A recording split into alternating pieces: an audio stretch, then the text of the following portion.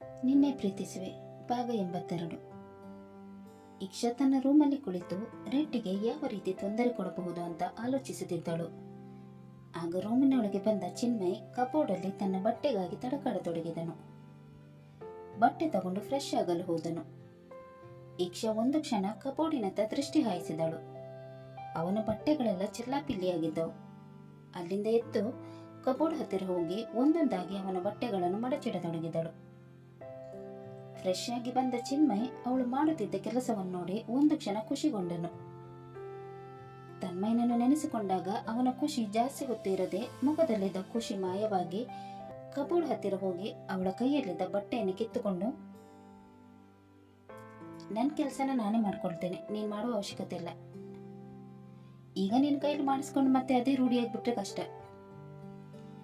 ಹೇಗೋ ನೀನು ನನ್ನ ಜೊತೆ ಜಾಸ್ತಿನೇ ಇರುವಳಲ್ಲ, ನೀನು ಹೋದ್ಮೇಲೆ ನಾನೇ ಇದನ್ನೆಲ್ಲ ಮಾಡ್ಬೇಕಲ್ವಾ? ಇವಾಗಿನಿಂದಾನೇ ಅಭ್ಯಾಸ ಮಾಡಿಕೊಂಡ್ರೆ ಮುಂದಕ್ಕೆ ನನಗೆ ಕಷ್ಟ ಆಗಲ್ಲ. ನೀನು ಹೋಗಿ ನಿನ್ನ ಕೆಲಸ ನೋಡ್ಕೊ. ಆದಷ್ಟು ಬೇಗ ನಿನಗೆ ಈ ಬಲವಂತದ ರಿಲೇಷನ್ ಇಂದ ಮುಕ್ತಿ ಕೊಡಿಸ್ತೀನಿ. ಆಮೇಲೆ ನೀನು ನಿನಗೆ ಇಷ್ಟವಾದವ್ರ ಜೊತೆ ಚೆನ್ನಾಗಿರ್ಬೋದು.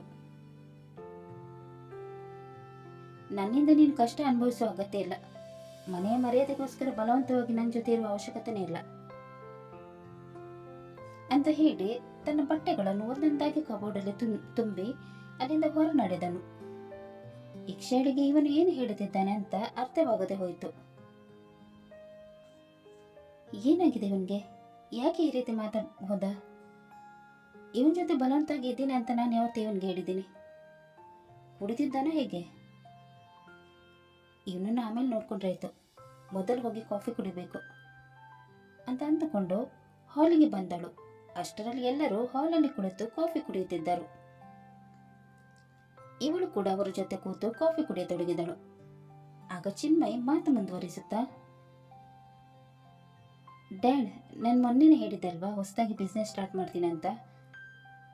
ಅದರ ಓಪನಿಂಗ್ ನಾಳೆನೇ ಇದೆ. ನೀವೆಲ್ಲರೂ ಬಂದು ನನಗೆ ಸಪೋರ್ಟ್ ಮಾಡಬೇಕು. ನಾನು ಬರಲ್ಲ, ನನಗೆ ತುಂಬ ಕೆಲಸ ಇದೆ. ನಿನ್ನ ಕೆಲಸಕ್ಕೆ ಬಾರದ ಬಿಸ್ನೆಸ್ಸನ್ನು ಅಟೆಂಡ್ ಮಾಡೋಕ್ಕೆ ಬಂದು ನಾನು ನನ್ನ ಕೆಲಸವನ್ನು ಲಾಸ್ ಮಾಡ್ಕೊಳಕ್ಕಾಗಲ್ಲ. ಹೇಗಿದ್ರು ನೀನು ಸಪೋರ್ಟ್ಗೆ ನಿನ್ನ ಅಮ್ಮ ಇದ್ದಾಳಲ್ವಾ, ಅವಳನ್ನು ಕರೆದುಕೊಂಡು ಹೋಗು ಅಂತ ಹೇಳಿದಾಗ ತನ್ಮಯ್ ಮನಸ್ಸಿನ ಒಳಗೊಳಗೆ ನಗತೊಡಗಿದನು. ಬೇಕಂತಲೇ ಚಿನ್ಮಯನಿಗೆ ನೋವು ಕೊಡಬೇಕು ಅಂತ ತನ್ನ ಡ್ಯಾಡ್ ಜೊತೆ ಮಾತನಾಡತೊಡಗಿದನು. ಡ್ಯಾಡ್, ನಾನು ಕೂಡ ನಾಳೆಯಿಂದ ನಿಮ್ಮ ಆಫೀಸ್ ಜಾಯಿನ್ ಆಗ್ತೀನಿ. ಅದಕ್ಕೇನಂತೆ, ಬಾ, ನೀನು ಯಾವಾಗ ಬಂದರೂ ನನ್ನ ಖುಷಿನೇ.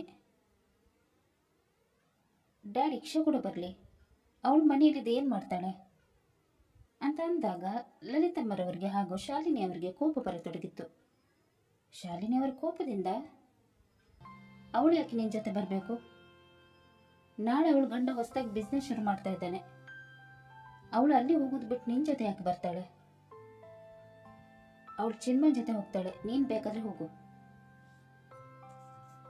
ಮಾಮ್, ನೀವು ಯಾಕೆ ಯಾವಾಗಲೂ ನನಗೆ ವಿರುದ್ಧವಾಗಿ ಮಾತಾಡ್ತೀರಾ? ನಾನು ಅಂಥದ್ದು ಏನು ಹೇಳಿದೆ ಅಂತ ಸಿಟ್ಟು ಮಾಡ್ಕೊಳ್ತಾ ಇದ್ದೀರಾ? ಡ್ಯಾಡಿಗೆ ಹೆಲ್ಪ್ ಮಾಡೋಣ ಅಂತ ನಾನು ಮತ್ತೆ ಅವಳು ಹೋಗೋಣ ಅಂತ ಹೇಳಿದೆ. ಅವಳಿಗೂ ಮನೆಯಲ್ಲಿ ಇದ್ದು ಬೋರ್ ಆಗಲ್ವಾ? ಅವಳು ಕೂಡ ನಮ್ಮ ಜೊತೆ ಬರಲಿ. ನೀವು ಎಲ್ಲದಕ್ಕೂ ಅಡ್ಡ ಬರಬೇಡಿ. ಡ್ಯಾಡ್, ನನ್ನ ಜೊತೆ ಅವಳು ಕೂಡ ಬಂದ್ರೇ ನಾನು ಆಫೀಸ್ಗೆ ಬರೋದು, ಇಲ್ಲ ಅಂದರೆ ಬರಲ್ಲ ಅಂತ ಹೇಳಿದಾಗ ಅವರಿಗೆ ಏನು ಹೇಳಬೇಕಂತ ಗೊತ್ತಾಗಲಿಲ್ಲ. ತುಂಬ ದಿನದಿಂದ ಮಗನನ್ನು ಆಫೀಸಿಗೆ ಬಾ ಅಂತ ಹೇಳಿದರೂ ಕೂಡ ಅವನು ಬರಲಿಲ್ಲ. ಆದರೆ ಈಗ ಬರ್ತಾನೆ ಅಂತ ಹೇಳಿದಾಗ ನಾನಿಲ್ಲ ಅಂತ ಹೇಳೋಕ್ಕಾಗುತ್ತಾ? ಒಂದ್ಸಲ ಅವನು ಆಫೀಸಿಗೆ ಬಂದು ಎಲ್ಲ ಕಲ್ತ್ಕೊಳ್ಳಿ.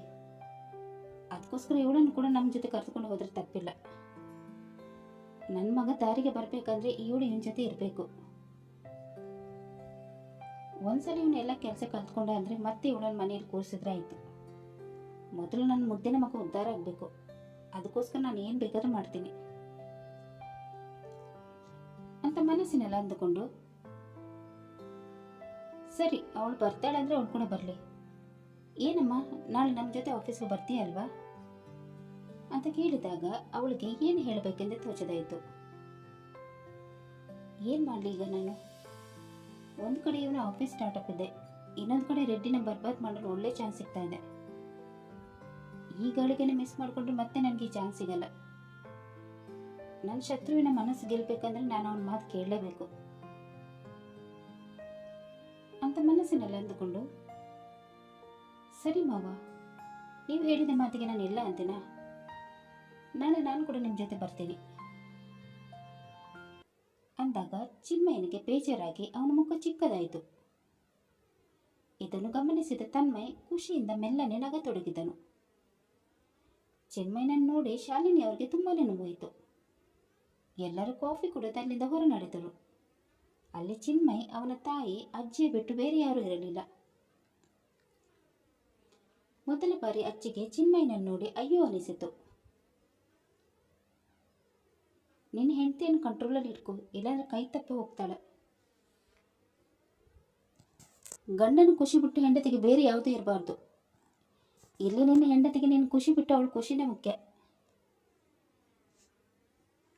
ನಾಳೆ ಅವರೆಲ್ಲ ಬಂದಿಲ್ಲ ಅಂತ ಚಿಂತೆ ಮಾಡಬೇಡ, ನಾನು ಹಾಗೂ ನಿನ್ನಮ್ಮ ಬರ್ತೀವಿ ಅಂತ ಹೇಳಿದಾಗ ಚಿನ್ಮಯನಿಗೆ ಖುಷಿಯಾಗಿ, ಹೌದಾ ಅಜ್ಜಿ, ನೀವು ಕೂಡ ಬರ್ತೀರಾ?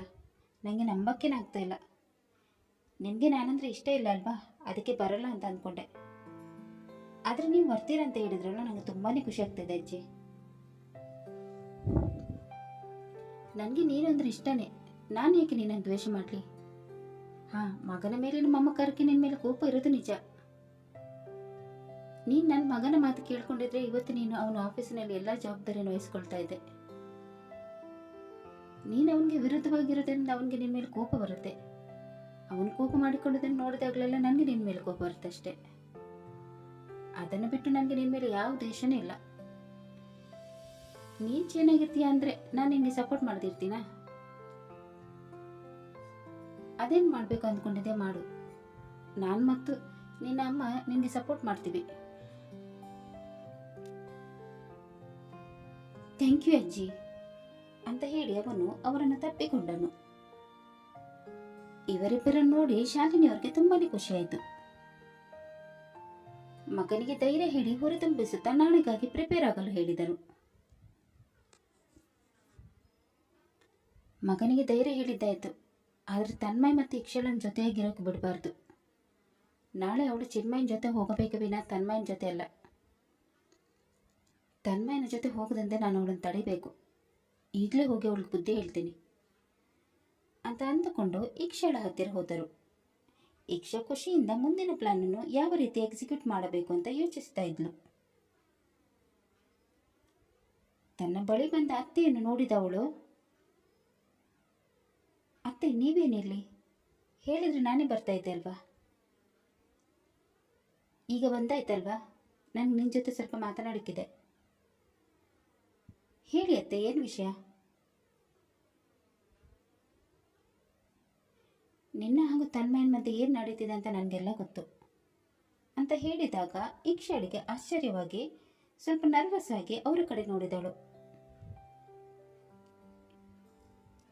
ನೀನು ಮುಂಚೆ ಹೇಗಾದರೂ ಇರ್ಬೋದು, ಅದು ನನಗೆ ಬೇಕಾಗಿಲ್ಲ.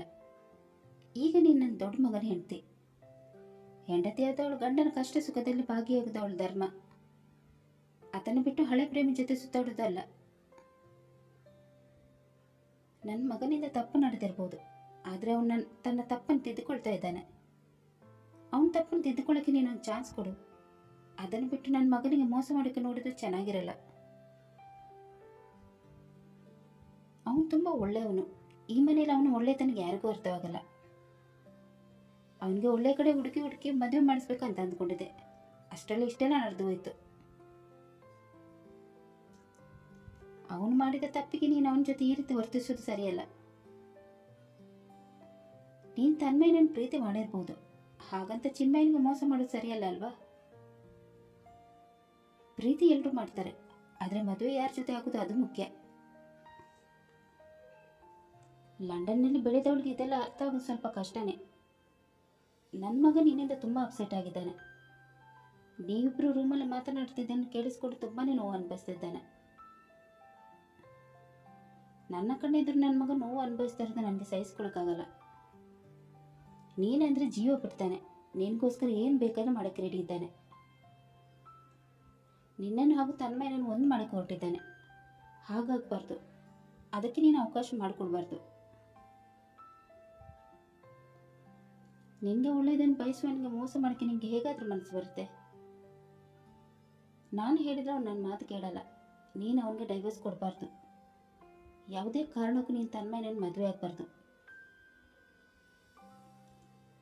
ಒಂದು ವೇಳೆ ನಿನಗೆ ನನ್ನ ಮಗನ ಜೊತೆ ಇರೋಕ್ಕೆ ಸಾಧ್ಯನೇ ಇಲ್ಲ ಅಂತ ಅನ್ನಿಸಿದ್ರೆ ನೀನು ಈ ಮನೆ ಬಿಟ್ಟು ಹೋಗ್ಬೋದು.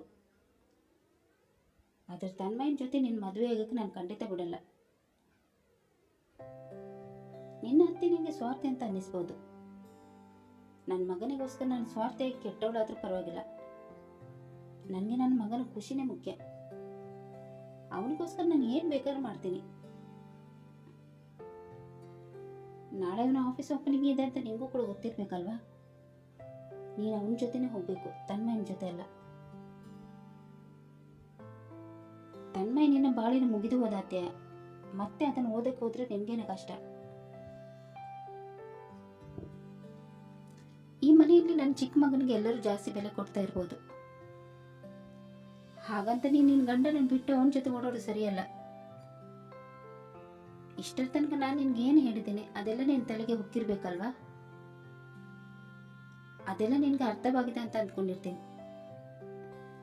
ನಾನು ಹೇಳಿದ್ದನ್ನೆಲ್ಲ ತಲೆಗೆ ಹಾಕೊಂಡು ಗಂಡನ ಜೊತೆ ಹೇಗಿರ್ಬೇಕಂತ ಸ್ವಲ್ಪ ಕಲ್ತ್ಕೋ